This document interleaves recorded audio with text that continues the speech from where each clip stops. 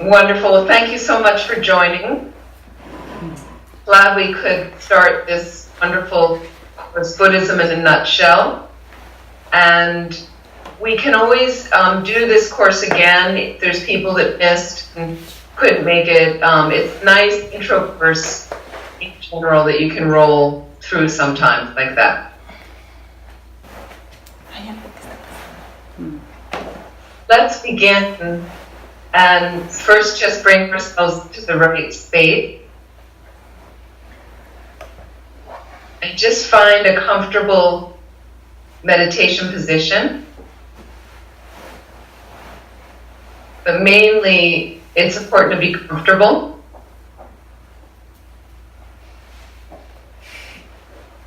And first, take a moment to just let your body relax into this position. And just keep a normal, natural breath moving.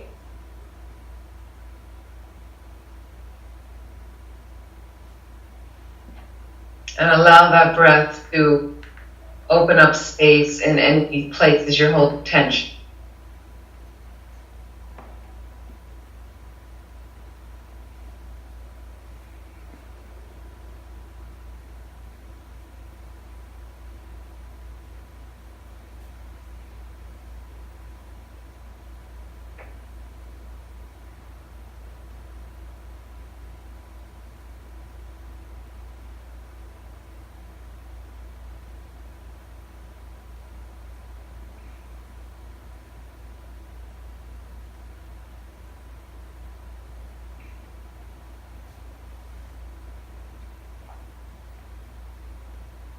And just let go of the distractions of the day,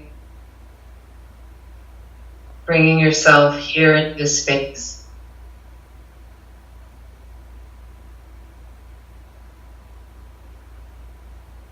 Take a moment to consider why you showed up this evening, what you would like to get out of Buddhism in a nutshell.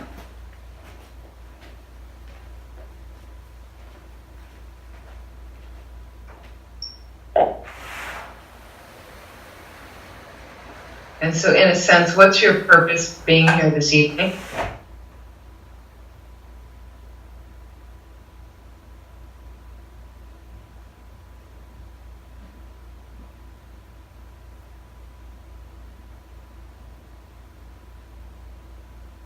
And can we try to further expand the purpose to not only thinking about what we can gain from the information we may hear this evening, information that may help ourselves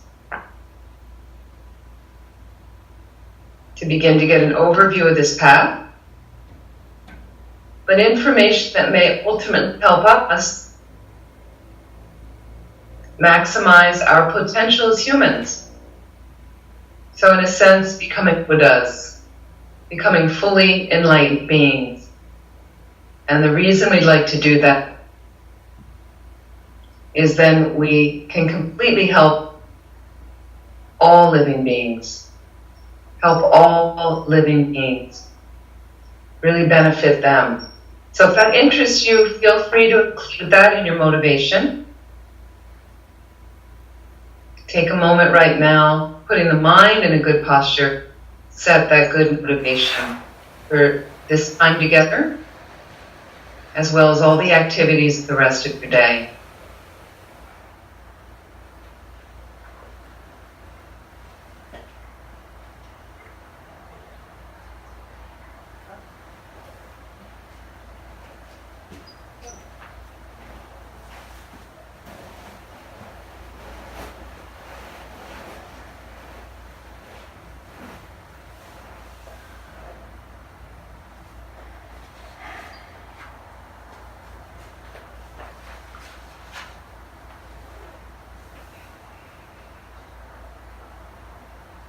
So bring your awareness now to your breath.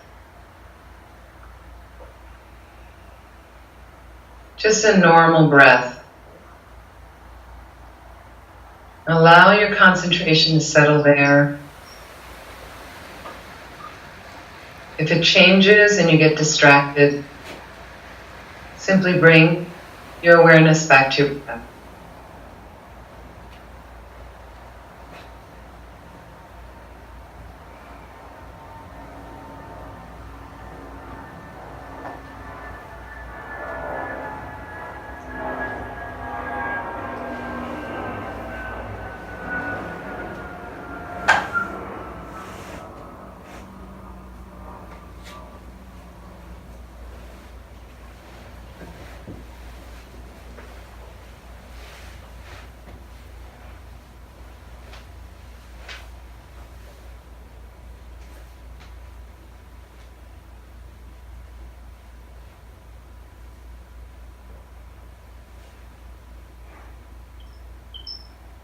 Please relax.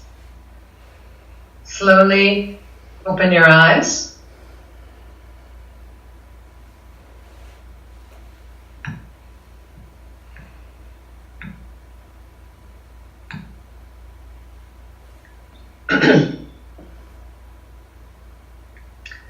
So we have 5 sessions, and 2 of the sessions we're going to do via Skype. And the 3 sessions I will be in person with you in late January. And what I'd like to do this evening, I'm going to talk about, a lot of this is a review for some of you, but it's great to always come back to the basics. The life of Shakyamuni Buddha, and talking a little bit about part of the Buddha's life was his search for some major questions that arose for him. So we're going to relate it. We want to talk about it also in relation to our own lives, like that. I think that's how this course can be most useful. We'll talk about the 4 Noble Truths, the first teaching he gave once he became a Buddha. And I want to talk about beginning the actual meditation posture and giving some exercises of scanning the body like that, which gets us more in the mood. And let me just check one of them. That's that one. Oh, here we go.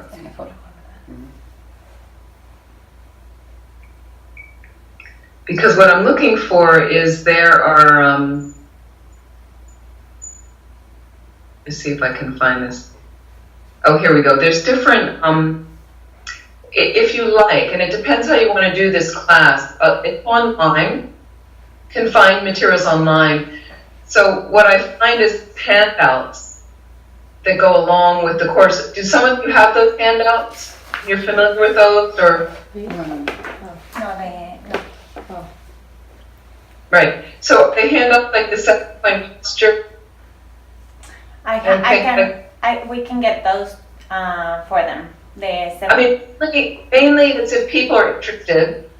There are handouts that correspond, and so personally, if you like that, let's add some things that you can look at, and it gives people a little bit more way to support their practice. It's completely up to how you want to do it, but I just wanted to mention that. Okay, so let me go through, and what I'd like to do is email. I can email this to you, Anna Papa, for everyone. In New York the past week, they're finishing finishing a course called Meditation 101. And Meditation 101 is another intro course, like Buddhism in a nutshell, but it's more focused on meditation. And then we also did a weekend retreat. And the weekend retreat was not off-site, it was in New York City, so people commuted Saturday night, but we had a lot of meditation all day Saturday, and then Sunday afternoon, from 1 to 6. So I went through this 7-point posture, and some of you attended the recent Light of the Path retreat in North Carolina with Rinpoche. So in 2016, Rinpoche reviewed the 7-point posture. And I was able to find it on the transcript, and I found it in the video, and I emailed it to the course members because it freshens you up with this posture that you think you're doing and we do constantly and think we have it. So let me review, and that way I can either email it to you and then you can review as well and have it. I want to also just find the document itself, but I'm gonna, and most of you've heard this, but it's really good to have a little review. Okay.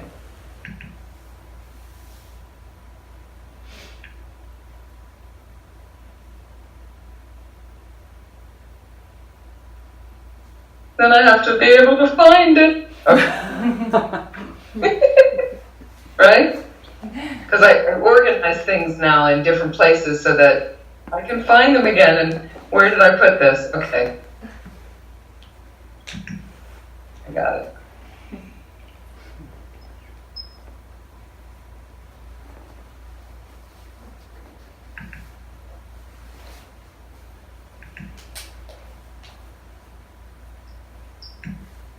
Okay, just bear with me 1 second.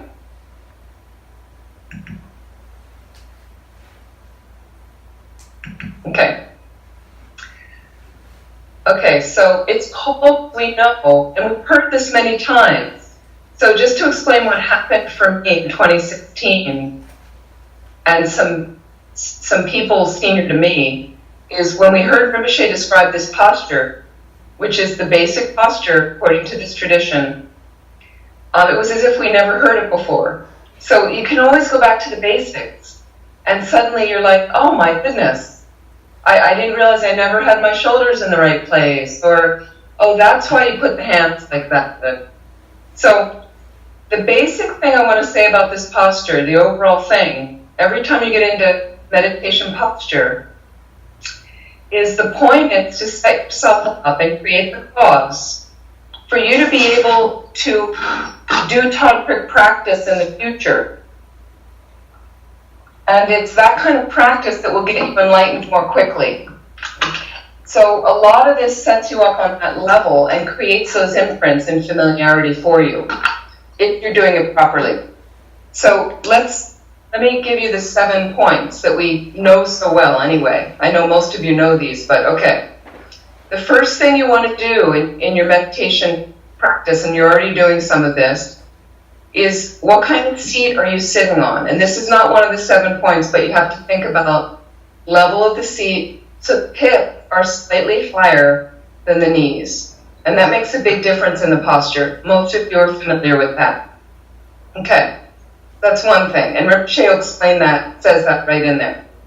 Then what you want to do is Rinpoche goes to the position of the legs. Position of the legs.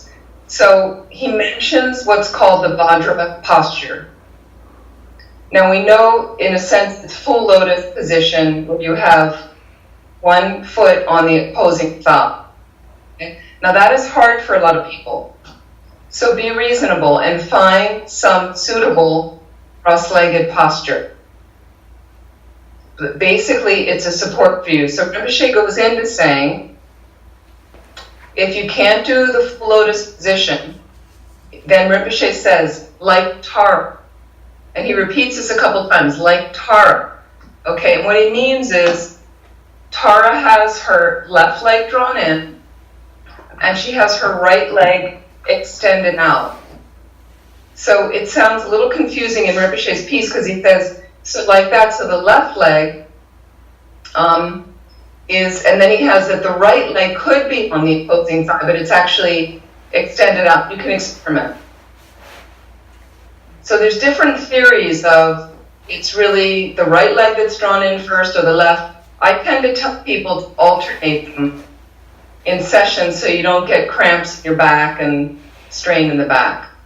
But Rinpoche specifically talks about the left leg is in first, and then the right could be extended out a little bit more. Again, you try. But basically, you want that kind of support. And this is what Rinpoche goes on to say about it. The purpose is it helps the mind to be stable, firm. Okay, so it's that leg position that sets up a stability for the mind. And think about it. Body rests on that, the firm foundation, and the mind rests on that. It makes sense. Okay? And then he also says that the Mars of distractions, don't harm you. Okay, so it's kind of this dependent arising of, I'm setting this up to gain stability in my mind, and stability in my mind means I am unhindered by distractions, like that. Okay, that's number one, is the legs. Number two are the hands. So the hands are in, and we have this, I don't know if you can see. Yes. Okay? Right palm on the left. Thumbs form a tiny triangle. We're familiar with this position so much, we know this. But the thumbs are actually pressed strongly together. Okay? And it is right against the body. Okay, so the arms are like wings that stick out. So let me explain a little bit what Rinpoche says here. Because when you do look at people in meditation, and I was just watching some of you, we hadn't talked about this yet, people have their hands far down in their lap. And that's not technically part of the 7 points, because your shoulders tend to sag. So you can experiment, but this is what Rinpoche says about it. The two hands, it's called the mudra of concentration. Okay, with little thumbs pushed together like a little triangle right around the navel. Okay, and he says touches the navel right there. And you could have the hands about 4 finger widths, like this, 4 finger widths below the navel, the hands, but the thumbs then come up. Okay? They're higher above. He said the 2 thumbs joined, touching like that, creates the cause for you in completion stage tantric practice to burn tumo. Tumo is a high level practice, but it creates that little triangles, in a sense, that inner flame. Like that, so it helps for that. And then Rinpoche mentions 2 thumbs that are joined together, pressing in the center of the thumbs, which also runs down here into the wrist. It's the bodhicitta vein. So touching the 2 of them together, okay, it generates heat for the vein to be more flexible, not hard. Okay, and as a result of that, it makes the mind soft. Okay, the mental continuum soft. Okay, so the mind gets more subdued, and it makes it easier to generate loving kindness, compassion, things like that. So some people said, as an abbreviation, when you press the thumbs together at the navel, it opens the heart. So it's kind of symbolic of that. And this is Rinpoche giving us this teaching in 2016. Okay? So the other interesting thing about the bodhicitta vein, it's not necessarily a vein that you may see in the body, it may be part of the subtle energy system, is when you do mandala offerings, and you have a mandala base, and you see people rubbing one way, and it's, again, to heat up the vein, to make the mind more conducive, meditate. It's the bodhicitta vein that creates kindness and love and compassion in our minds. Softens the mind up for that. Okay. Number 3.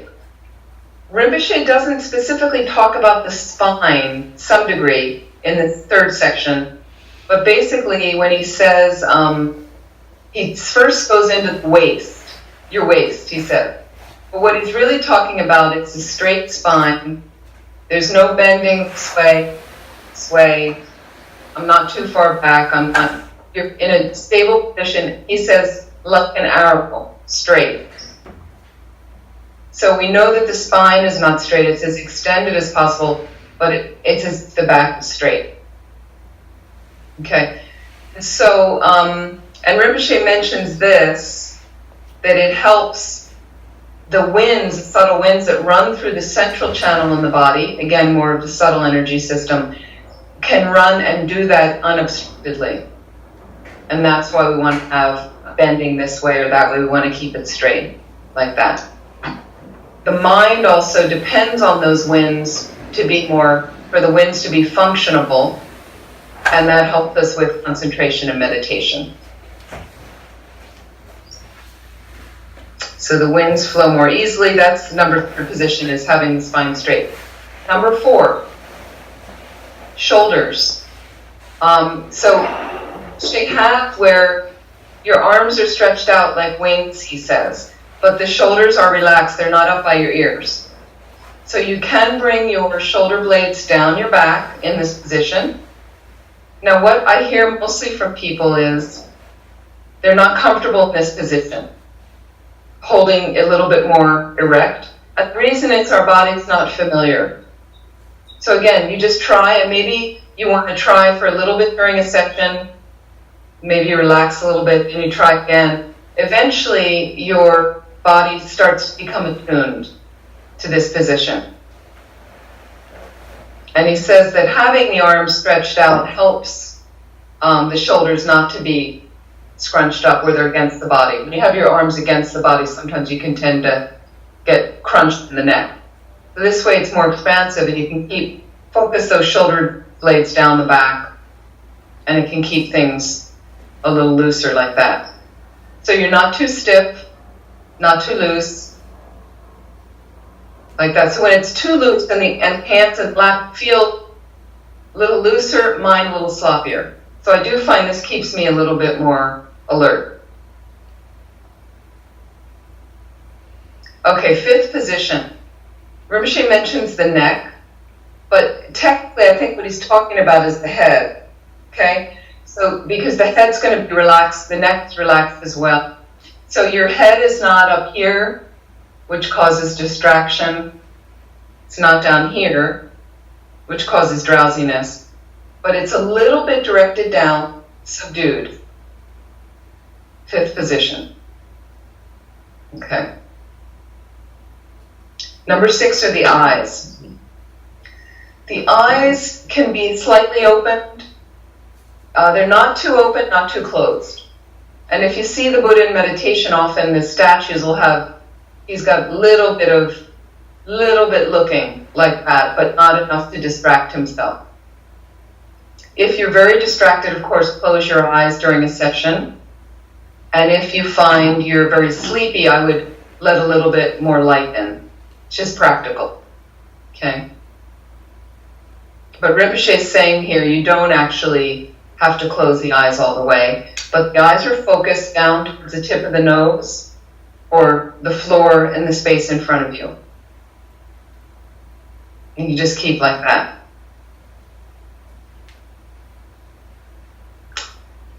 And then the last position of this is the lips are lightly together.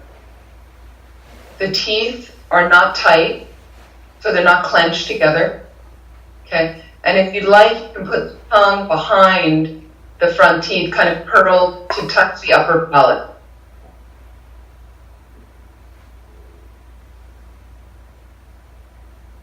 Let's see if there's anything else about that. Which helps concentration to be stabilized, Rinpoche says. So keeping the tongue behind the teeth keeps concentration. It also cuts down on the production of saliva, so you don't have spit in your mouth, saliva in your mouth too much like that. So if you're meditating for longer periods of time, your mouth doesn't get dry, but you don't have an overproduction of saliva. And then Rinpoche goes on to talk about a little bit more of the 7-point position of Vairocana and how it can set you up also for tantric practice. So I found this, so I'll email this that I found really helpful. It's about 6 pages. Okay. So what did you think about that? It's like a different posture, isn't it? Mm-hmm. But you know, we hear it, we've heard it many times. We know the posture, we go, oh yeah, the posture, 7-point. But then when I really thought about the different parts, I thought, oh. So let's try now in the posture. You try your best, okay? Just recalling the things that I mentioned, and perfectly fine to meditate in a chair. And just have your feet straight down, just so the body's balanced.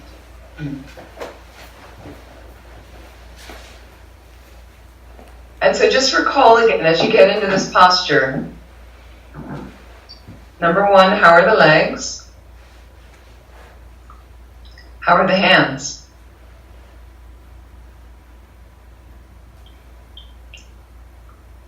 How is the spine? How are the shoulders? Are the wings there of your arms?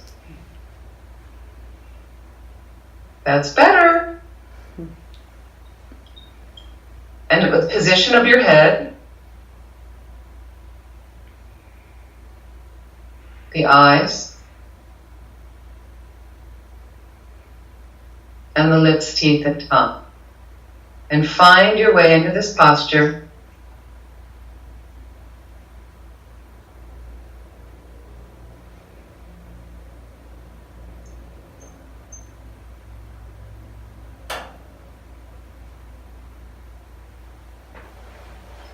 And let's do the 9-round breathing to clear out some dust from the energy, our subtle energy system. So if you'd like, you can close off your left nostril. Breathe in deeply through the right. And as you exhale, close off the right. Exhale deeply through the left nostril. Imagine you're releasing the energy of anger and hatred. You can do that 3 times.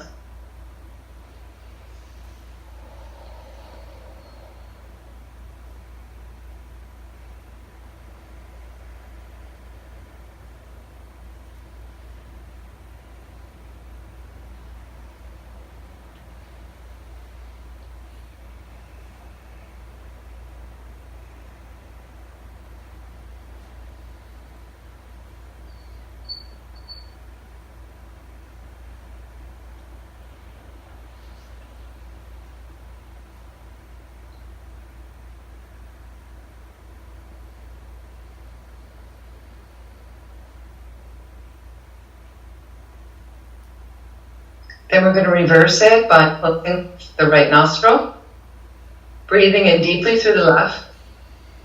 And as you exhale, reverse, close off the left nostril. Exhale deeply through the right nostril, releasing attachment and desire and remnants of that in your mind. We'll do that 3 times.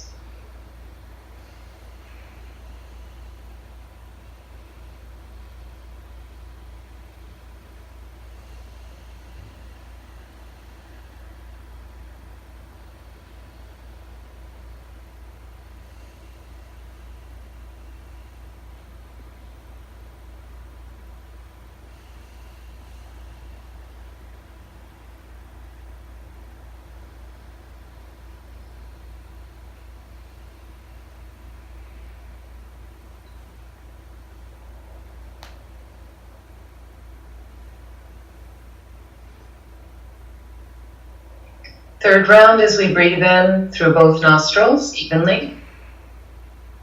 We exhale through both nostrils.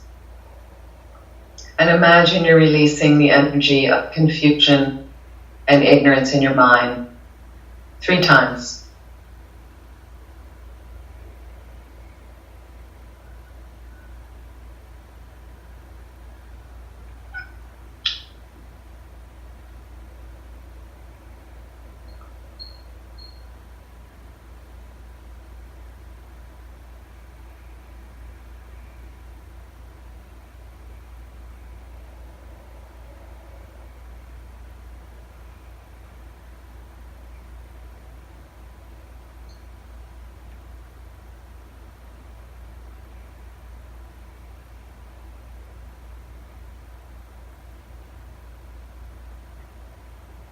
And just allow your mind now to settle on the breath.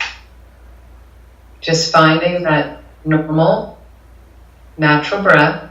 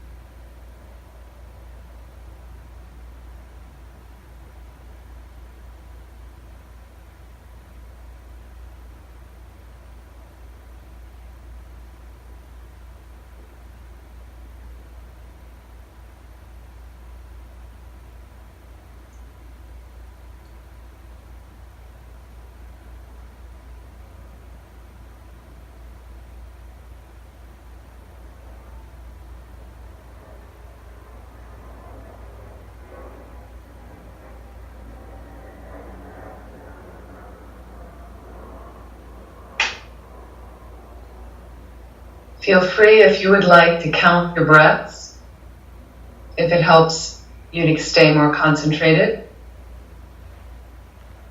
So again, one inhalation, one exhalation is 1, counts as 1.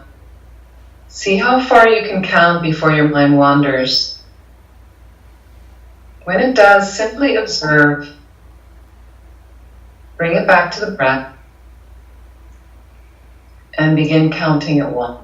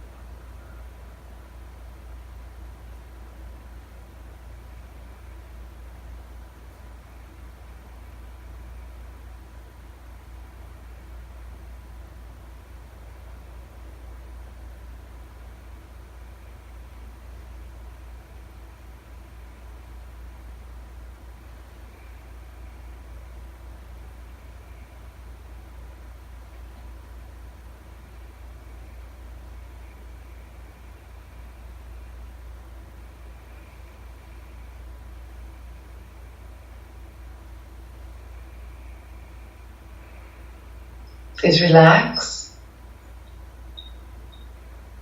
You can slowly open your eyes.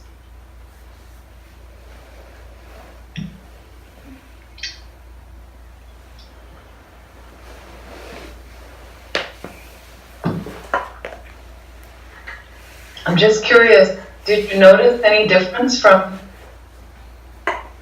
the first meditation we did and just rechecking your posture? A little bit helpful? Mm-hmm. Maybe you can try. So it's interesting, this this part. The other thing you can do is, once I set up my posture, I like to scan the body. So I start from my head all the way down through my feet and toes, releasing any tension. Take a couple of minutes and allow yourself to relax. That's very helpful. That's one of the handouts as well. It's a handout of the 7-point posture, and a handout of scanning the body, a handout of counting breaths, like that. There's a few things like that that can be helpful for you. Okay. That come up in this course. Okay. I want to talk about the Buddha, and I know most of you are familiar with the life story of the Buddha. What's interesting to think about, and what I'd love you to think about until our next class, I think our next class is December 5th, is to consider your life of what happens when I have major life questions that come up, and what if I had a more expansive mind deal with them. So we are all faced with various issues, and you may have issues about how you want to educate your children and what's the best system for them in the best school.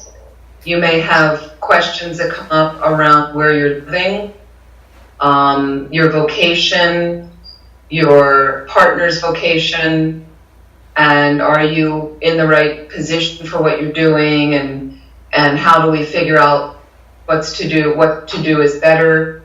So that we have all these life issues that come up all the time. Should I be moving here? Should I be living here, doing this? And I want to get into this. Can I do this project? So it's interesting to look at various limitations we have. And so the Buddha had some major life issues in the palace when he was a prince. He had every perfect situation in life, like a lot of us. Right? We have every good grace, technically, in our lives, don't we? so many good things going for us. We have a decent place to live, a comfortable house, and really every ease. I feel that way sometimes in my life. Just so many easy things happening. But then there's other stuff that pops up. And, recently there was an earthquake in Mexico, and there's a lot of suffering on the planet, and sometimes your kid gets sick, and sometimes you're having problems with your partner, and, we have these things, money issues, whatever, things pop up. What do we want to do about it?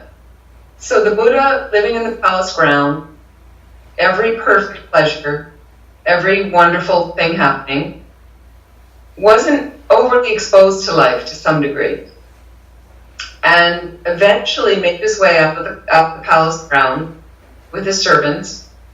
And I'm not really sure what prompted that to happen, because when the Buddha was born, his father was met by some wise men, very similar to Jesus' birth. These wise sages came to the father, and they said that as a divination, your son can be, he will either be the heir to your kingdom, which is what the king wanted, or he'll be a seeker.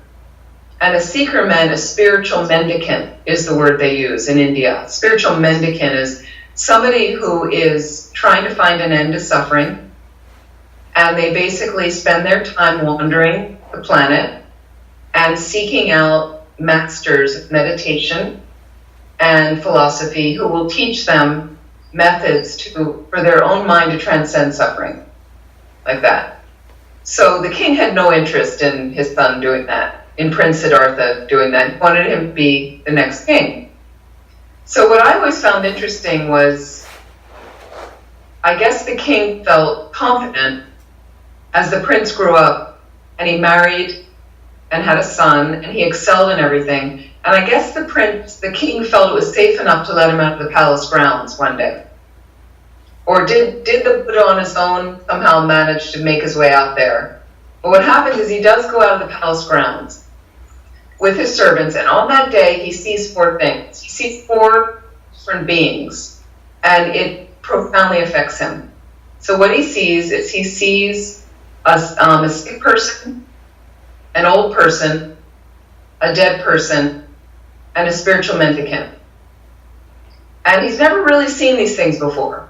So it's interesting never to be exposed. Now, his mother died either shortly after childbirth, so obviously he was raised to some degree by an aunt and by servants, but he knew obviously that his mother had died, and I don't know how that was presented to him. But obviously it really never caused him any suffering. Okay, so he goes out and he sees these four situations, and when he sees the sick person and the old person and the dead person, he asks his servants. He's totally alarmed and shocked. Never been exposed to that before, and he says, "What is this? What is going on here?" And they explain what a sick person is, and an old person and a dead person. And he can't believe that these things exist. He's never seen this before. He's totally shocked. And he says, well, how does this come about? And they said, well, this actually happens to everybody, and it will happen to you as well, and your loved ones. So he's completely in shock over this occurrence of encountering these three different beings, and then he sees the fourth person, spiritual mendicant. So maybe in India it was a sadhu. Sadhus are, generally they're male, and you'll see them all over India, and they're dressed in usually golden robes or brown robes, and they generally have very little that they live on, and they're basically people that are meditating a lot. The really authentic ones are studying, meditating, and living incredible, simple lives to bring about, to be unencumbered by worldly things, but mainly to bring about an end of their own suffering, to transcend and be able to learn and gain knowledge. And that's usually what sadhus bring in. And I've spent some time with some sadhus in India, and the really authentic ones, it's very nice to be around them. And there's sadhu encampments where they'll all be camping and living in the brush somewhere in India. Sometimes they live in caves that I've been to, and there'll be a whole network under temples. And basically, the Indian culture has always had a culture to support them. So sometimes they'll beg, and they'll go to a market, and they'll go to different shops, and they'll walk into a shop, and the shop owner will just give them a coin. And they live so simply that they get enough lunch for the day, and they'll be able to buy some rice and things like that, and share the food with each other. So he sees a spiritual mendicant, and he says, "What's this?" And they explain, this is somebody that is spending their lives dedicated to meditation and contemplating the philosophy so they can bring about an end to the suffering that you see. So somehow a light went off inside the Buddha when he heard that. And obviously he had at that point, many, many lifetimes of setting up the conditions so that light would go off when he heard about spiritual mendicant.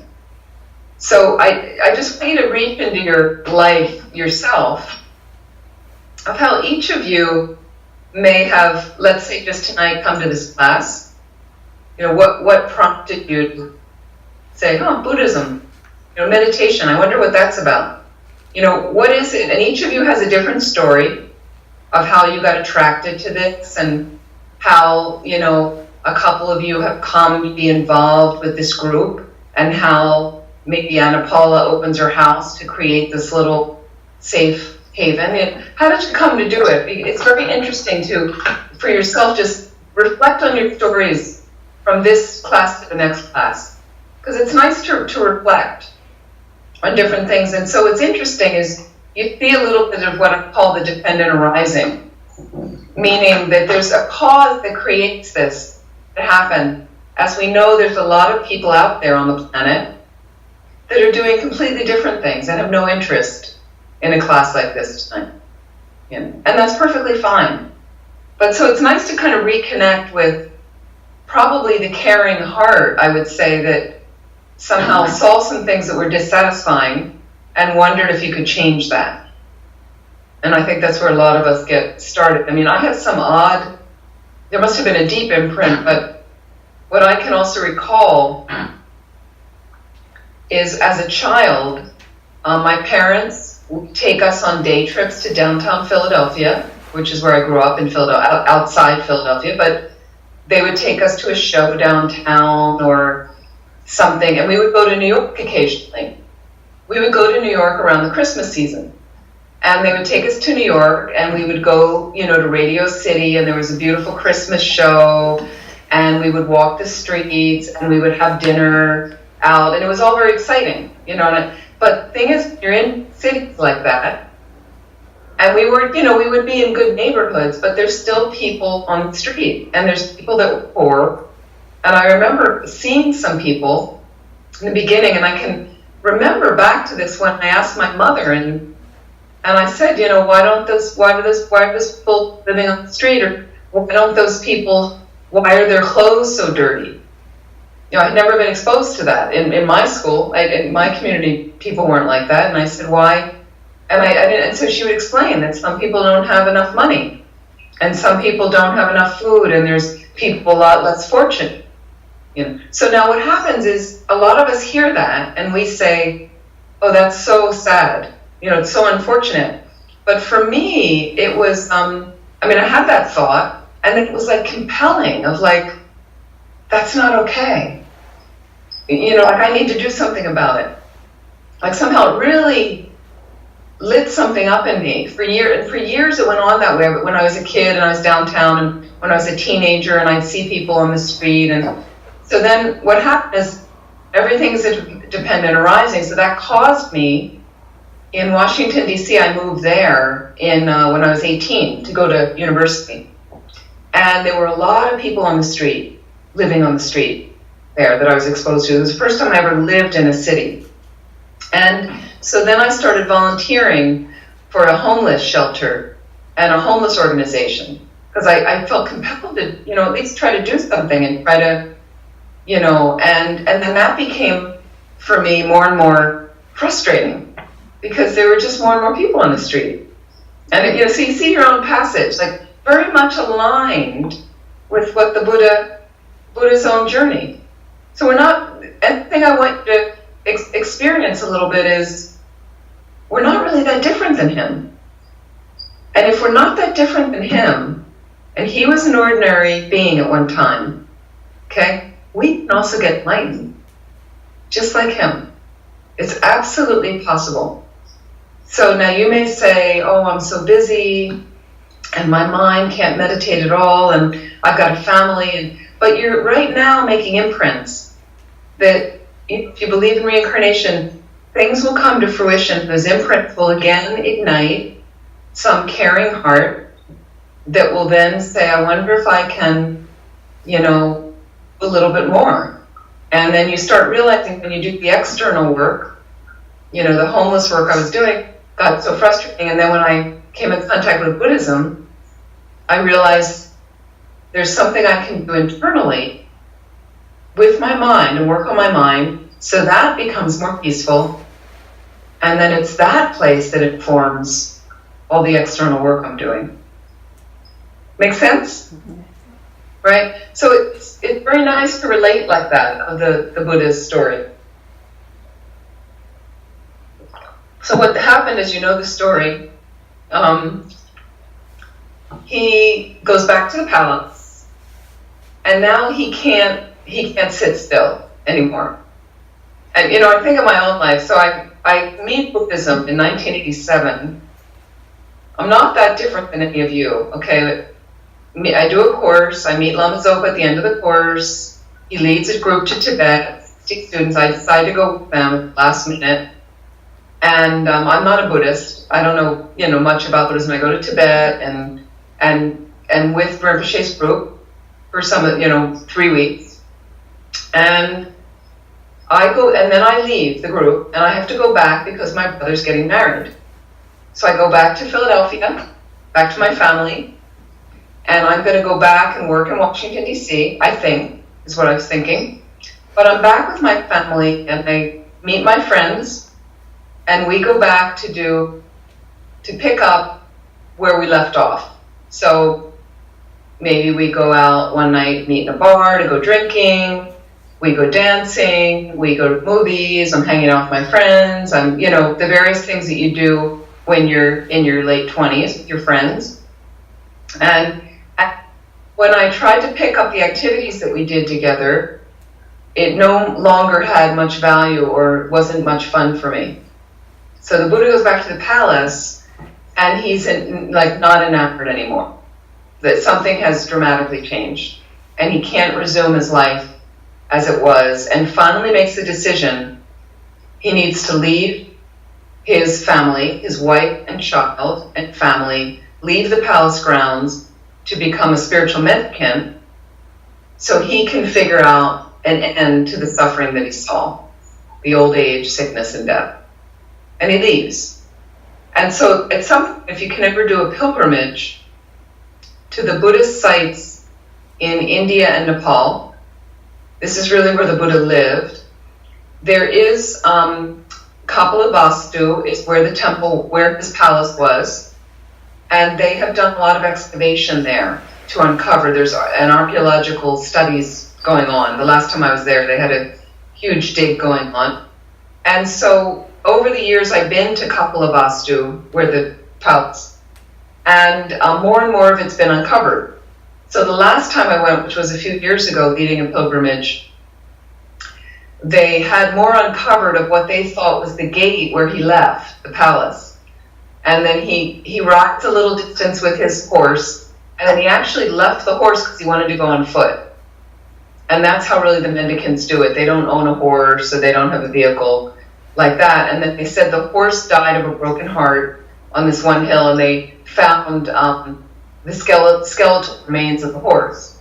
And so there I was standing looking out from this side. It's just ruins, you know, there's nothing, there's no structure, but you see bricks on the ground, and you can kind of get a sense of him leaving. You know, can you imagine? But for some of you, this is not about leaving our family.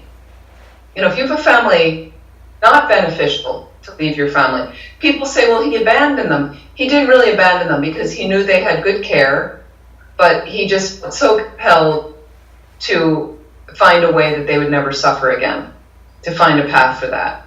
So, but think about your own life. I know some of you I recently saw at the Light Path Retreat in North Carolina, and in order to get to that retreat, you have to make a lot of preparation in your life, even if you're going for a weekend or a week like that. So you get everything in order, and you make sure your families are okay, and the kids are okay, and partner and everything is working, and all the business is taken care of, okay? And then you leave, and it's hard to leave sometimes. You know, you're excited about the retreat.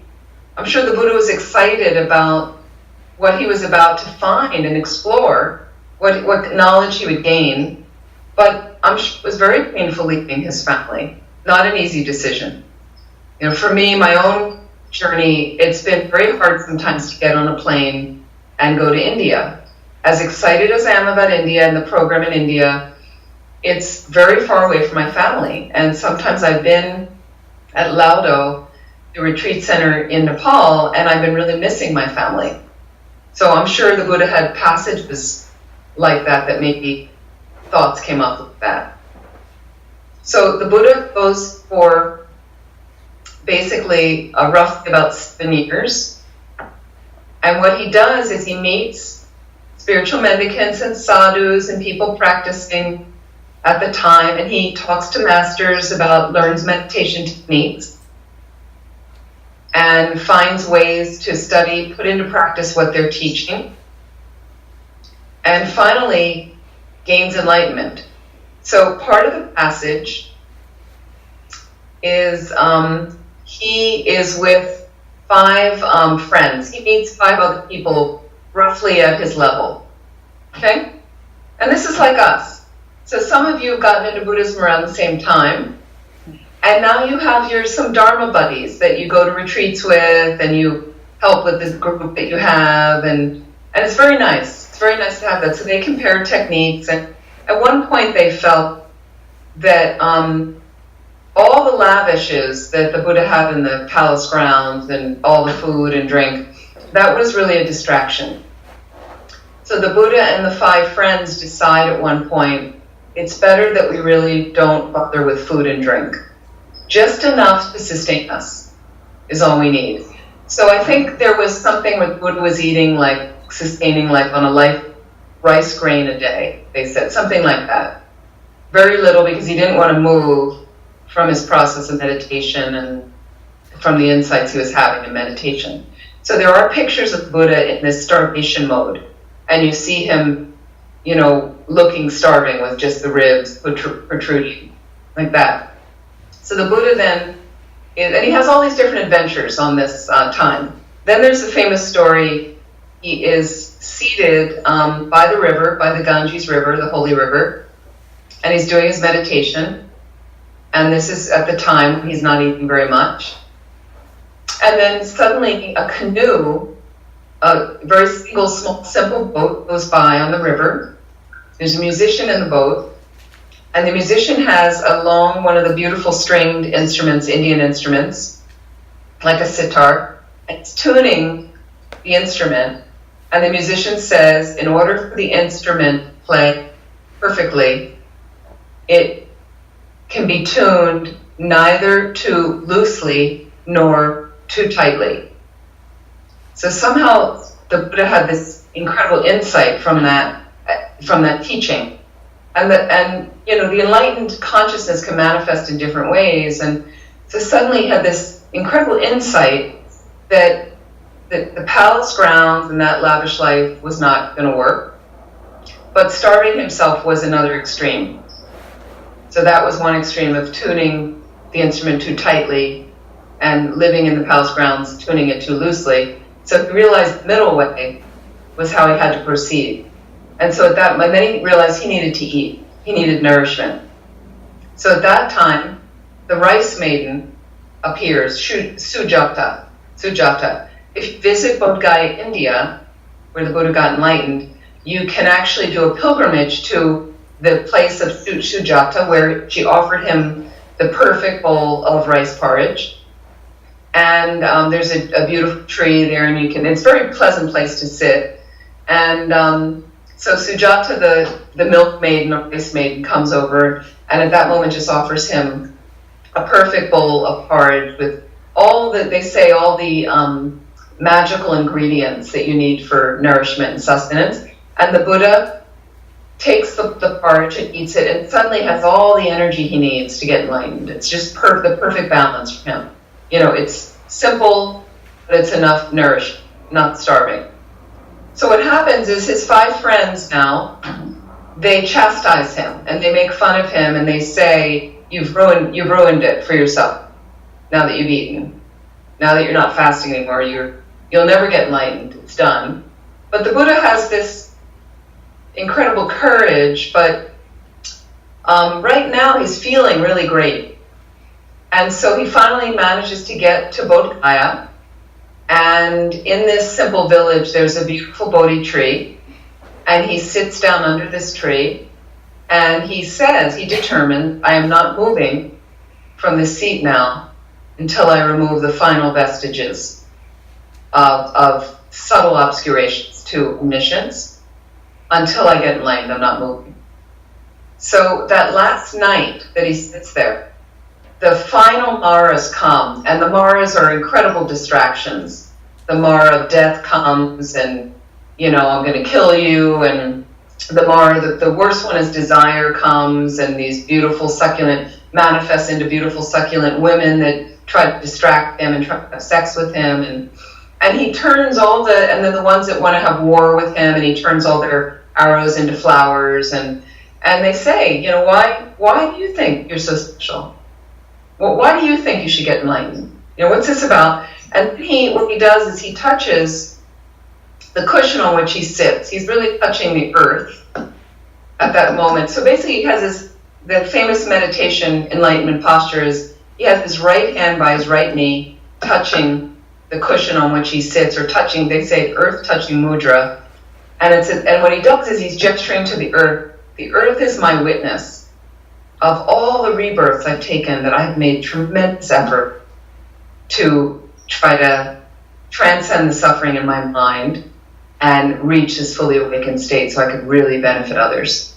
And at the moment he touches the earth, he becomes enlightened, and all those subtle obscurations are gone. He becomes Buddha, fully awakened being. Any questions so far? Any questions yet? It's a good tale, isn't it? It's a good story. And I know you've heard the story many times, so. So after he gets enlightened, he walks to a deer park, a park full of deer, and he, are you folks okay, or do you need a short break? What's the feeling? We're good. Everybody okay? Yeah. Okay. In those days everybody walked, so he walked to a deer park that is in a village in Sarnath, India. So Sarnath, India from Bodh Gaya now is roughly a 5-hour train ride. And I think you can get there in a taxi it used to be 7 hours. The road has improved. It used to be 12-hour ride. And then each time I've gone back, the road has improved and improved and improved. And it was 10 hours, 7 hours. I bet now it's down to about 5 hours, that ride, which is pretty impressive when you consider it was like longer than 12 hours to get back and forth. So the train is about 5 hours. It's outside the bustling Indian city of Varanasi. So Sarnath is still a pretty simple village, and the Buddha gave his first teaching there on the 4 noble truths, or the 4 Arya truths. And what happened is those 5 friends that chastised the Buddha once he ate, they suddenly realized, when he got enlightened, they realized something had dynamically shifted. And then they realized that he must have found the truth and had gained full knowledge, and then they begged him to teach. But the first thing that happened is it took 7 weeks for the Buddha to teach, because the conditions and causes had not come together yet. So the students made requests, they became his first 5 disciples. The friends made requests, they really wanted to know how did he do it. And then somehow he had moved and was over in Sarnath, and they all went together. And then he gave them the teaching finally on the Four Noble Truths. So I think the first 7 weeks he was in a state of meditation, and probably, must take something to get used to being fully enlightened. So it must have been quite an interesting time for him, and he did a lot of meditation at that time in Bodh Gaya. If you walk around the stupa, they have some nice stone signs that tell you the Buddha sat here during, the 5th week, or and things like that, of what he was doing after he got enlightened. So then he taught in Sarnath. So the Four Noble Truths, and these are, because his whole thing was he wanted to find the answer to the suffering. So the first thing he talked about was suffering. There is suffering. That's the first noble truth. The second noble truth, some of you know this. What's the second noble truth? So if you determine that you're aware that there's suffering, we're all aware of the suffering, what would come next in your mind? Sickness. Can you say that louder? Sickness. Sickness. So sickness is definitely one of the sufferings. That's something we think about. And sometimes when you get sick, what do you want to know about the sickness? How to get rid of it. How to get rid of it. How we get rid of it? Absolutely. Okay, so how we get rid of it moves us into truth number 3. But truth number 2, okay, part of when we get sick is, how do I get rid of this? But in order to get rid of it, what do you want to know about your sickness? The origin, how I got it. How we got it. Where it came from. We want to know the cause. We want to know the cause of the sickness. So noble truth number 2 is, okay, suffering exists, and you go, okay, but number 2 is, there's a cause to it. It doesn't just arise, there's something that causes it, okay? Noble truth number 3, there is an end to the suffering. Your sickness will end, and number 4 is, there's a path to the end. There's a path to the end. So they also say with the Four Noble Truths, you want to, the suffering is to be acknowledged, the cause is to be abandoned, the cessation is to be discovered, and the path is to be practiced.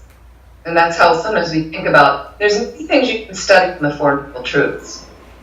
Okay? But that's just a briefer summary of Noble Truths. And some people think about, another thing to think about is, you can look at a medical analogy. When you show up at a teaching, a medical analogy, and also an analogy of your own practice, okay? Buddha is like a doctor. Okay? The teachings are medicine. Teachings are the philosophy. The first noble truth, in a sense, that suffering exists is a kind of diagnosis. And then the Sangha can be nursemaid, healthcare practitioners that help us to work on how we figure out the cause and rid ourselves of the sickness. So after the Buddha got enlightened and he gave the first teaching, the Four Noble Truths, then he basically gave 84,000 more teachings. 84,000 more teachings, which sounds kind of staggering. Okay? There were teachings to different levels of students. And then those students went out, and basically Buddhism spread through Asia because that's where the Buddha lived. So obviously those were the people first exposed to Buddhism and first exposed to the teachings of a highly realized mind, of a fully enlightened consciousness. So quite amazing. And so Buddhism spread from India And just to give you a sense of the Buddhist countries that we're aware of, it went to Thailand, Vietnam, Cambodia, Laos, Sri Lanka, Mongolia, Korea, Japan. It was in China originally, Tibet, and it's in parts of Eastern Russia, it's into Eastern Russia, Singapore. What else am I missing? But basically you get the idea. It was also in parts of Pakistan and Afghanistan, like that. I mean, that's how far basically it got to. The interesting thing as well is if going to Judeo-Christian religions, which a lot of us were raised in. So I find it interesting, in the Bible, Jesus disappears from the Bible, if any of you are familiar. After Jesus raised Jewish, was bar mitzvahed around the age of 13. Coming of age for a male in Jewish religion.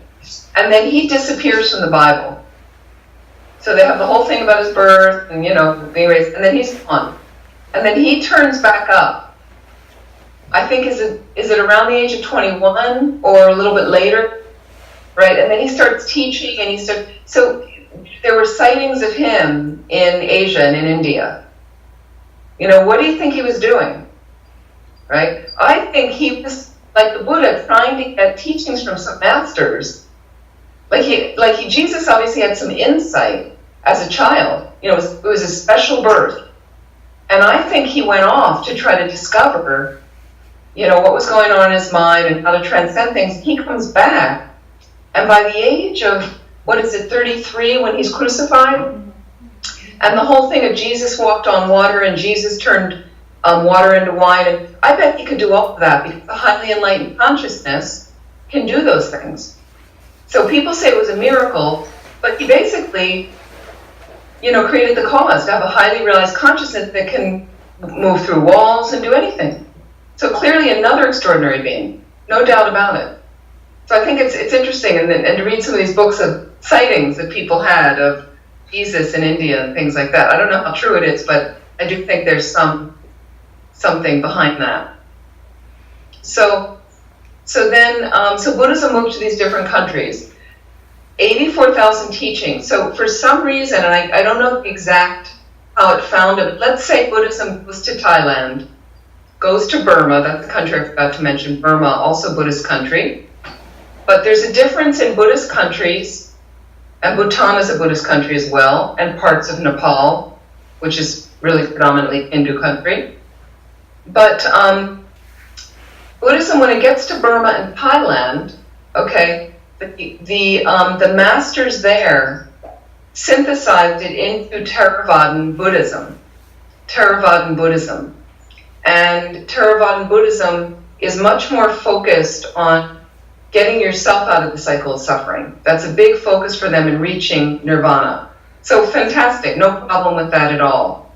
And then they develop very different practices. Practices very much focused on awareness of the breath, awareness of sensation in the body, and doing a lot of practices like that they felt could transcend suffering and reach nirvana. And nirvana is a permanent cessation of all your mental afflictions. So fantastic path. And then the great masters, the Burmese Buddhism influenced Thailand. Those countries are very close. So the Thai forest tradition rose. And if you want to go into modern days, the Vipassana tradition arose and doing these 10-day meditation retreats or longer meditation retreats focused on the breath, awareness of the sensation of the body, mindfulness of the sensations. And you have a brilliant master like Ajahn Chah, the Thai forest tradition. Clearly a very extraordinary being, Ajahn Chah, but a different tradition than Tibetan. Then you have the Buddhism separated in lesser vehicle focused on Theravada, countries such as Burma, Thailand, Sri Lanka. And then you had a tradition that wanted to take things further than nirvana and didn't feel like that was the end of subtle obscuration. And the Mahayana arose, also from Buddhist teaching, of a vehicle that takes you to enlightenment, which is beyond nirvana. And the reason it takes you to the enlightenment is it brings in the concept of bodhicitta. Now, it doesn't mean that Ajahn Chah wasn't focused on helping others. He completely was. And that the Thai masters and Burmese masters are. But the real focus of the Mahayana is all about benefiting all living beings, reaching a place where you're unlimited in doing that. And that Buddhism spread to parts of Afghanistan and Pakistan, Mongolia, Bhutan, Tibet, Korea, Taiwan, China, Japan, like that. Those are, and Vietnam is also a Mahayana Buddhist country. And then the teachings went out from there. And then when they went out, they basically took on part of the cultural context of that country. So the Thai monks and nuns, usually you don't see, I don't know if they have many nuns, but the Thai monks I've seen wear different colored robes than the Burmese monks. And they wear different colored robes than the Sri Lankan monks, than Tibetan monks, than those that practice in China and those that practice in Japan. So they all evolved into a different uniform based on that culture. So for instance, Tibetan culture, the reason we wear maroon was the color of the poorest dye in ancient Tibet. So what they would do when they came to Tibet was monks and nuns trying to be renounced, you're not going to buy expensive clothing. So we're not really supposed to, in this tradition, we're not really supposed to wear black or white because those were colors of more high cost cloth that the aristocracy wore. So for monks and nuns, if you were kind of a mendicant, you would only be able to come in contact with the cheapest cloth, scraps of cheap cloth, and most of that was maroon. Thus the robes evolved into this Tibetan tradition. In Thailand and Sri Lanka and countries like that, they don't wear all these layers. Why? Because it's really hot in those countries. So they have one robe, a lighter material that they wear like that. It's practical. Tibetan tradition evolves something more, and you can wear heavier layers of robes made out of heavy wool and things like that. The Chinese tradition, Zen tradition, very different robes they have that obviously is more conducive in their culture or came from some traditions in those cultures. So the interesting thing now is for, let's just take the United States, since we're all living in the States, is how will it evolve in the States, the uniform? Because sometimes for men to wear the skirts, they're not comfortable. And did you need to know the time? Oh no, for men to wear the skirts, it's not so comfortable. And some people might, so I think eventually we'll end up evolving our own uniform of the Tibetan tradition in the United States. And it may look different than Tibetan Buddhism, this tradition as it goes, or a Buddhist tradition that arises in Argentina, or something like that. It'd be interesting. So if we just look at the Tibetan tradition now, and around, I think it was the 8th century, a formidable character from India named Padmasambhava, Guru Rinpoche, who was a Buddha, brought Buddhism to Tibet. Now he was what would be considered a very formidable character, very strong, intense being. And I think he had to be because the Tibetans were known to be a very barbaric culture.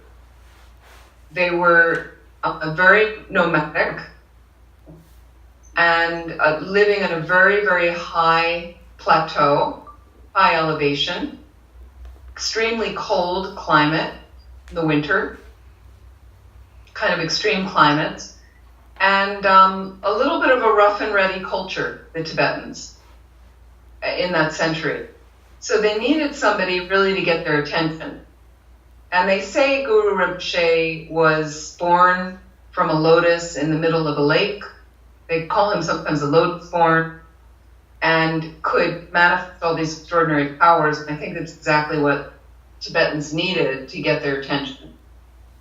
So he came in the 8th century, and then after him, he was followed by many great Indian masters that finally brought the Dharma, the philosophy, to Tibet, and then the Tibetans made it their own and began to start practice. And so the Tibetan traditions that evolved, the old ones, the first one was called the Nyingma or Nyingmapa tradition or sect. The next was called the Kagyu or Kagyupa, and then the Sakya or Sakyapa, and our tradition, the Gelug or Gelupa. The main things that differentiate these sects are the teachers, the lineage holders that head the traditions, and then a few different methodologies of the underlying foundations of each tradition, as well as their higher level practices.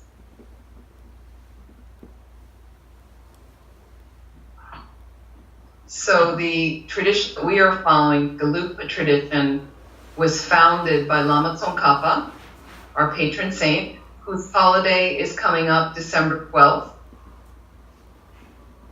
And you know what, I wondered, if you have any interest at all, or even if it's a couple of you, we are going to do a very small group, the core group of Shantideva in New York. I'm going to be there for Lama Tsongkhapa Day, which is December 12th. December 12th is, I'm just looking at what day of the week. It's a Tuesday, so that might not be the night for all of you, but I think we're going to be in a private home, and we're just going to do a Lama Chupa Puka. So if anybody's interested, we could connect via a Skype call if you want to join us, or something to think about. I think we'll probably do it at 7, something like that. So that's the anniversary of Lama Tsongkhapa, sometimes called Je Rinpoche. Different than Guru Rinpoche, that was somebody else. Lama Tsongkhapa lived many centuries later, and he lived from 1347 to 1419. He founded Ganden Monastery outside of Lhasa, you can visit, and he founded the Gelug tradition. Ganden Monastery, Lama Tsongkhapa was Amdo region in eastern Tibet, just like His Holiness Dalai Lama. And when the Chinese invaded in 59, invaded Tibet, they were coming overland, and they were not only destroying all the monasteries that they came in contact with, but slaughtering hundreds of thousands of Tibetans. So the people of Amdo, when they realized this was going on and it was getting worse and worse, they showed up and said, look, at least we'll save Ganden. Like, if they destroy all the other ones, at least we have to save the seat of Lama Tsongkhapa. And what we'll do is surround Ganden to protect it and preserve it. So they did that and had fierce warriors kind of around, their troops, even though a lot of the Tibetans were not violent and were, because they were teaching, Buddhists was teaching non-violence and non-harming, but some of them wanted to fight back. And so people surrounded Ganden to protect it, but the Chinese bombed it from the air. So they mostly destroyed it. And over the years, the 2 times I've been, 2 or 3 times I've been, 2 times I think I've been to Tibet, they've been rebuilding Ganden, because the monasteries now have become a bit of tourist sites now for tourists to come and see the monasteries and see kind of what it was like. It's quite sad, because there's greatly reduced numbers of monks at these monasteries. They're limited in what they can study. They're severely monitored, and the Chinese they build beautiful roads and have phenomenal telecommunication systems, and all the way back to 30 years. But when I went the second time, which was 2001, second time I went to Tibet, the road to Ganden, into Ganden wouldn't be paved, but everything else was paved up to it. But just to kind of break their spirit, the monks were still carrying water there for drinking and food, and when the Chinese could have fantastic water systems in there and electrical systems, but none of that was happening in Ganden. But by the time I got there in 2001, they had rebuilt a third of Ganden that had been destroyed, and by now it's probably rebuilt like that. So if you ever go to Ganden, you can visit Lama Tsongkhapa's room where he lived, where he meditated, a hermitage where he meditated.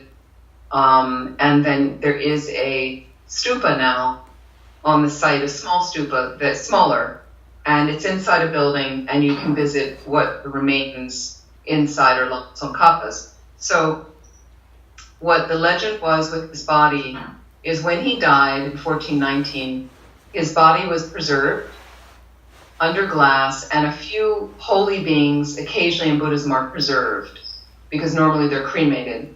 But they preserved him, and subsequent Dalai Lamas would come and clip nails and hair to make medicine from it, because if you had faith that he was so holy, the medicines were incredibly healing. And so when the Chinese invaded in the 50s, they took his body and they threw it in the river. And the legend is the body floated upstream. But eventually, quite quickly, 2 disciples were able to get his body out of water, unseen by the Chinese, and they did a proper cremation. So some of those ashes are inside the stupa at Ganden that's there. I had a very strong experience when I went there, so I wondered if actually, I'm not sure, but whether I was killed at Ganden or something in my last life, because I was born in 59. So whether there was some connection, or whether I was a yak there, something that's more like. So the other thing that's interesting about Ganden for me, where I made some connection, but there's standard grass that grows on the ground in the summer, or during the rainy season, and there's grass that grows around Ganden. And many years ago, I was on a retreat in Southern California. It was a Christmas New Year's retreat, tantric practice that Lama was offering down there.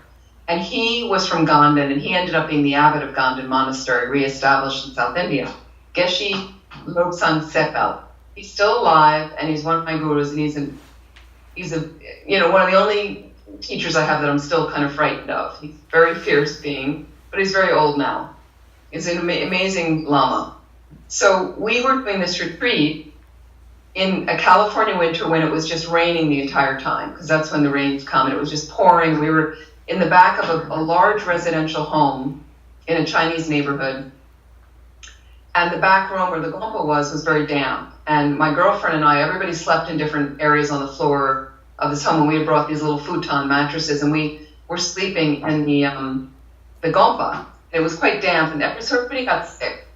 And we got the flu. I was one of the first people that got sick. We were all sick and trying to, do these retreat sessions every day, and it was really difficult. And so he, in the middle of the retreat when everybody was really sick, he went off and he showed us this powder, like an incense packet. And he said, it's from Ganden, and it's made from the grass that grows there, which is the way they make incense from plants. And he said, it's Lama Tsongkhapa's hair, is the name they give it, of that kind. And he said, they make tea out of it. And you make tea, and he said, I'm going to make tea, and the tea is medicinal, and it's going to take away the flu. So he insisted on making himself. He insisted on pouring it into our cups himself. And then I remember he poured it into my cup, and it was really hot and steamy, and he's like, drink. Like, he was so amazing, Geshe-la. He's an amazing being. And we drank it, and it was amazing. I had, over the course of 2 days, I had 3 cups of it. By the end of the second day, my flu was gone. Like, I was really sick the day before. I mean, I had fever, and so I really had faith in this Tsongkhapa's grass. So there's something, obviously you can understand the holiness of Lama Tsongkhapa, and like that. So let me just see if so any questions, comments, anything in general about Buddhism?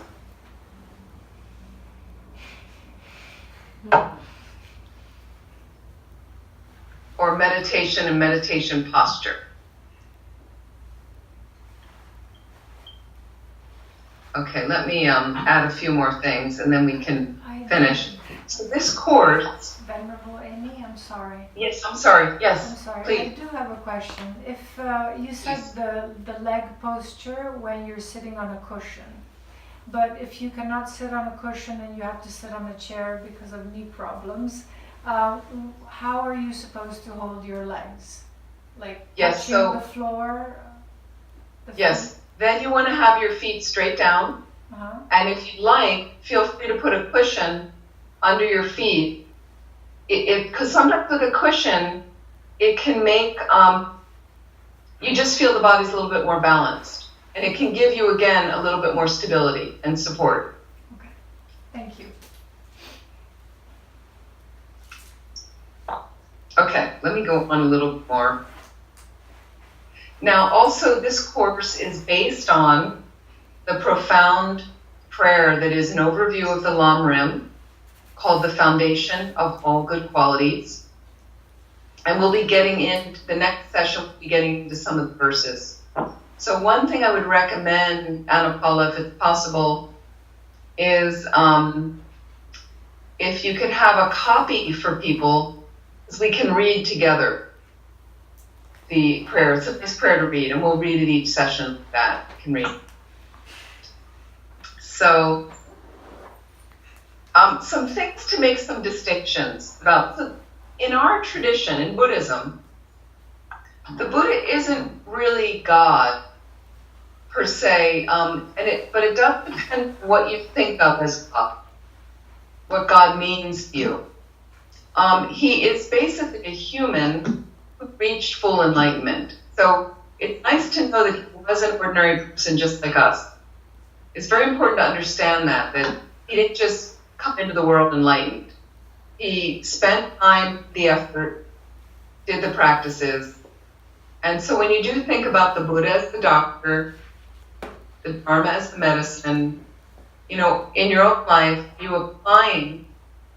are you taking the medicine enough to cure the sickness? Meaning you're suffering. Lama Zopa Rinpoche gives some advice. How well are we following the advice? Because it's that advice that does make you happy. It does really make you happy. And the main thing about the Buddha's teaching is he didn't really talk a lot about philosophical problems and cosmology, and it's really fundamental Buddhist teaching is about the end of suffering. The end of suffering. So I think it's something to reflect and remind ourselves about. Every time suffering shows up, what's my potential to do something about it? Blatant suffering, big suffering, smaller sufferings. Can anything be done about it? And the Four Noble Truths are in an order that's related to how we should practice, we should attain realizations, not necessarily the way they arise, because the cause of suffering would come first, and then you'd have suffering, but it's the way they show up in our minds, okay? And again, the disease needs to be diagnosed, the cause needs to be eliminated or abandoned, as I said, and the remedy, this path needs to be implemented in our life, okay? So when they talk about the truth of suffering, the First Noble Truth, I'm not trying to get you down and being morbid. It's just the more you understand the nature of your own suffering, the more you can generate a wish to free yourself from the suffering. That's why it was the first thing the Buddha gave. Something needs to motivate us. And if you just want to talk about love and talk about happiness, never really get there if we don't understand the things that prevent us from getting there. So you do have to look at problems, but knowing that there's an end, knowing there's an end. The other thing I wanted to mention is the cause of suffering, the truth that the cause of suffering. How often do you find, this is something helpful to think about this next couple of weeks, how often are you creating your own suffering? You know, how often do we do that? Part of it is just sometimes blatant. We create blatant suffering from poor choices, saying the wrong thing, but it really comes from misperceiving reality, right? That's where the suffering comes from. So it's can you in the next few weeks before the next class, notice when suffering arises, can I catch a little bit how I'm perceiving things? And if I can't catch it while it's happening, can I take myself aside later in the day and say, what happened there? So what was my experience of all that? You know, why am I suffering right now? What was my experience? You know, last night Anna Paula, I should let her know this. So she's been so helpful to me with this Lauda pilgrimage and many other things. So I have some obstacles with this pilgrimage, and I hope it's going to work out, and that I don't have to cancel it entirely. So anyway, I'm having some obstacles, and making some of the arrangements that I thought were being made, and they're not right now. So I found some things out last night, and so then my mind was very disturbed. You know, I mean, I just felt like, this is such a hassle, and I thought it was going to be so great, and I just had this intention that I was going to go to Laudo, and Rinpoche had asked me, and then I thought, bring some people, it starts as this nice idea. And so first I got into this spinning in the mind and not feeling happy, and then I really did think about emptiness and thought about the whole grand scheme, and then it just kind of dissipated like that.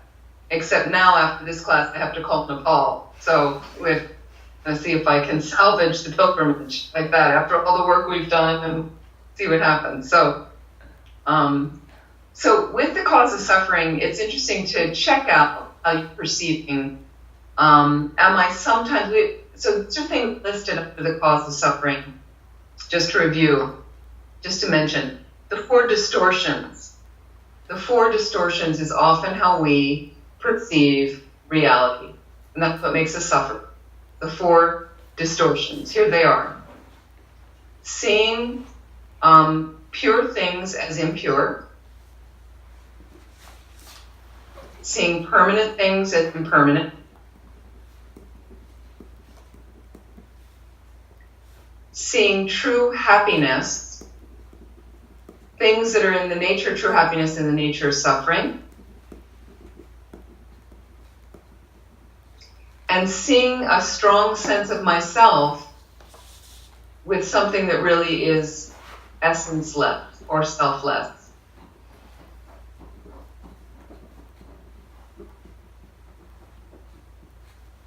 And then Buddhism doesn't really have this notion of sin or evil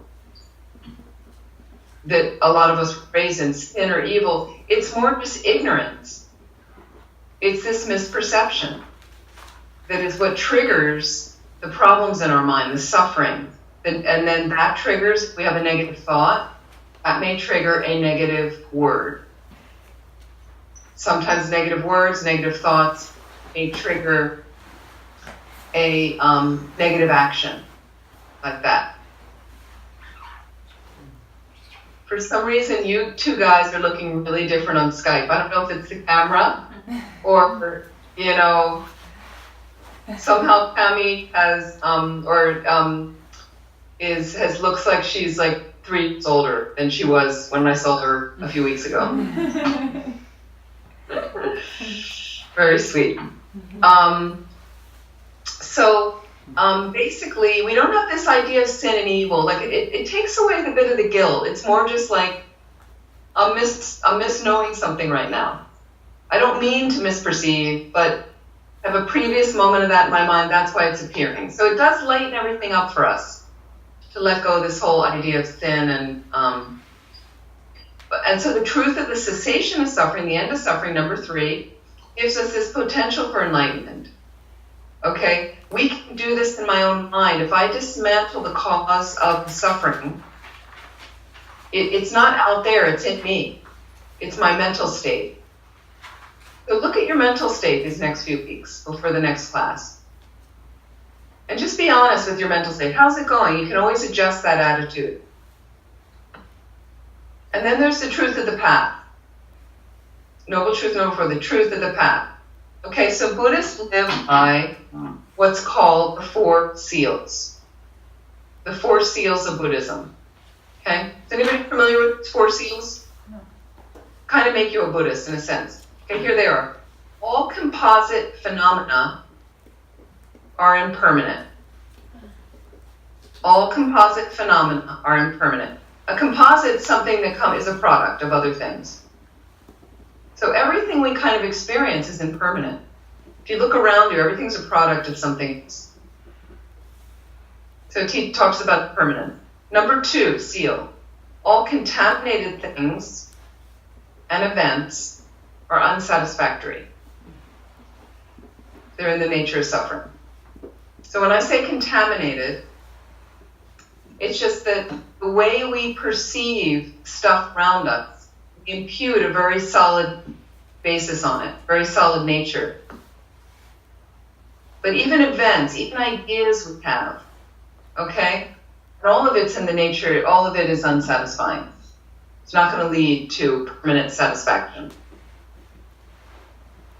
So they bring in this concept of impermanence, number 1.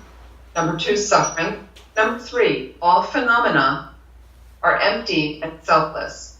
So number 3, the concept of wisdom or emptiness, the nature of reality. And then the suffering can be ended and nirvana is true peace. And that's the 4th seal. Because nirvana, again, is a permanent cessation of all your mental afflictions. And that is true peace. Peace in your mind. So this path, the truth of the path, depends on meditation. It depends on study of the philosophy. And so then it depends on the meditation to further the intellectual understanding you're having of the philosophy, to deepen that so you have a realization. And then according to the 3 ways I mentioned, or the ways of approaching teachings, and thinking of the Buddha as the doctor, the Dharma as the medicine, the Sangha as healthcare practitioner. But there's another way we come into teachings. The 3 levels of the pot. You've heard of this. 3 levels of the pot. So when you attend a teaching, think about the ways you showed up, teachings. We're sitting in front of Lama Zopa Rinpoche now, or you might be here in front of me tonight, And sometimes what happens is the pot you're sitting in, vessel that you are, is turned upside down. Right? So nothing can get in. Nothing gets in. I'm feeling very biased. I don't really want to be at this teaching. You're not letting anything in. Okay? There's another analogy of the pot that has holes in it. So the teaching goes in and it goes, you're listening to a teaching, it goes right in one ear and right out the other. Runs right out. You come out of the teaching and you haven't retained anything. Okay? The last one of the pot is a dirty pot. You don't want to be a dirty pot. A dirty pot already has its mind made up sometimes, has negative attitudes towards the Dharma, and is distracted with a lot of negative thoughts during a teaching. So the ways we want to approach, we want to be open and impartial. We want to have good energy and be alert. We want to try to retain and remember and focus, concentrate during a teaching, and have positive thoughts and motivation about teaching. And just to review, first truth is to be understood. The second truth of the cause of suffering is to be abandon the causes. The cessation, the end of the suffering, is to be realized. And the path, the fourth noble truth, the path is to be cultivated.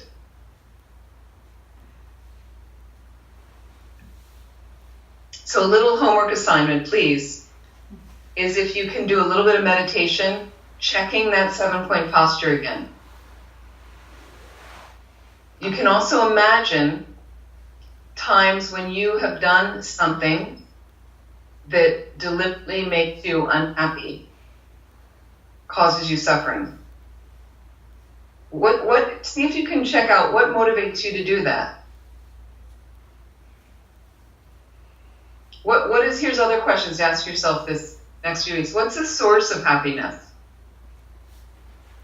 And why is it so hard to find the source of happiness when I look outside of myself? Does it exist outside of myself?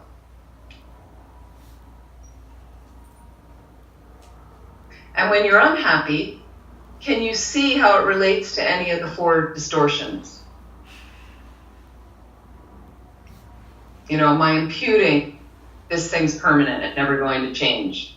Am I mistaking something that's really negative as something really positive? Am I, thinking this is a source of true happiness when it's really in the nature of suffering? Am I forgetting emptiness? Having a misperception? Make sense? Yeah. Okay. That's all I'm going to say this evening. I hope this has been helpful. Are there any questions, any comments, any confusion? Yes, please. What's your favorite book on emptiness? Well, which one do you recommend? On emptiness? Yeah. There's some good ones out there. Somebody just handed me a new one I haven't read yet, but Insight into Emptiness is my new personal favorite right now. Is Geshe Jampa Tekto. Geshe Jampa Tekto. Insight into Emptiness. I'm sure you can find it on Amazon. I think Wisdom Publications has it. He's very clear, and I would just take little bits of it, understanding small parts of it, and then move on to the next part. Thank you. Also look at Liberation in the Palm of Your Hand. That has just the emptiness section of that can be read over and over and over. Really nice part like that. Thank you. Sure.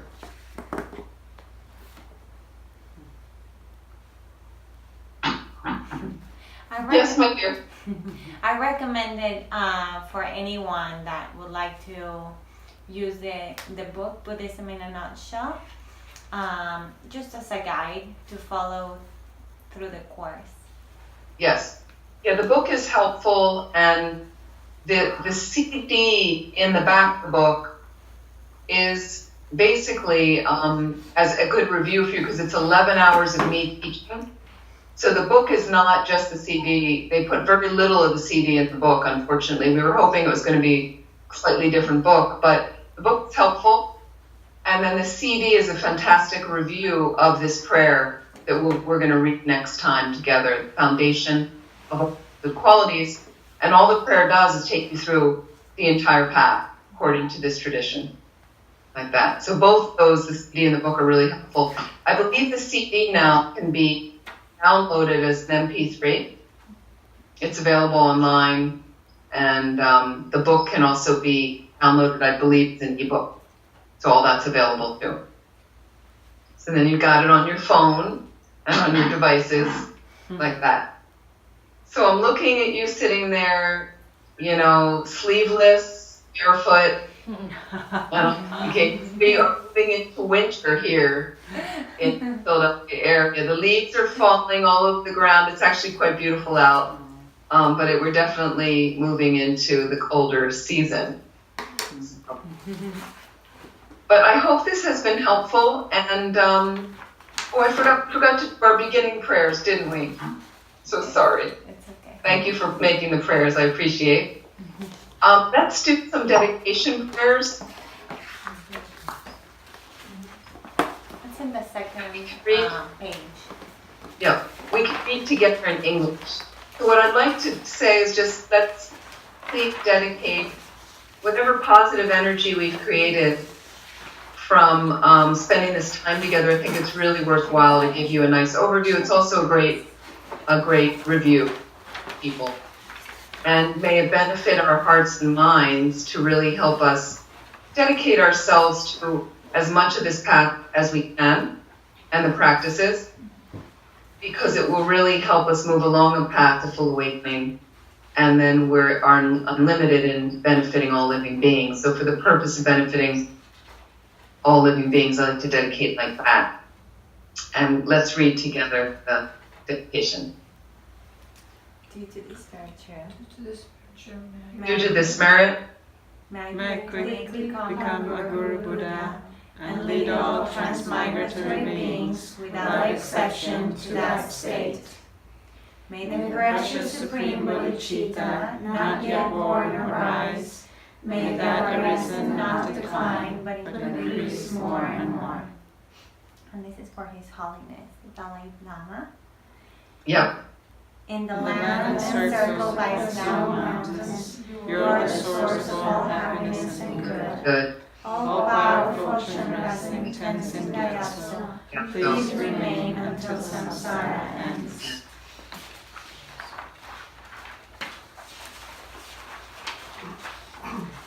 Savior of the land of snow teachings and transmigratory beings, who extensively clarifies the path that unifies emptiness and compassion, to the lotus holder Tenzin Gyatso, I beseech, may all your holy wishes be spontaneously fulfilled.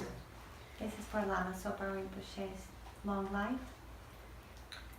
You who uphold the subduer's moral way, who serve as the bountiful bearer of all, sustaining, preserving, and spreading Manjunath's victorious doctrine, who masterfully accomplishes magnificent prayers honoring the three Sublime Ones. Savior of myself and others, your disciples, please live long. This is for Lama Lucelle, Long's life.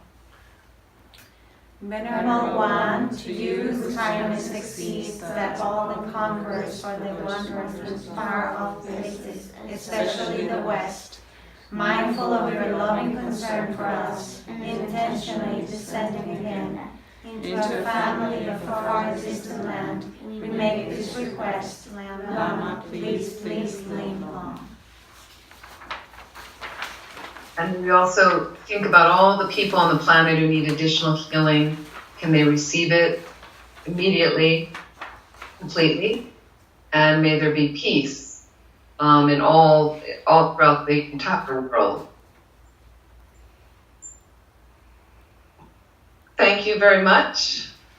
Thank you so much for coming, showing up. It's lovely to see all of you. I'm missing all of you now. Good to see you. Thank you for So I coming. think September 5th is our next time. Yes. Okay, so you have some homework to do. Thank Try you. your best. Thank you. Thank you very much. Thank you. So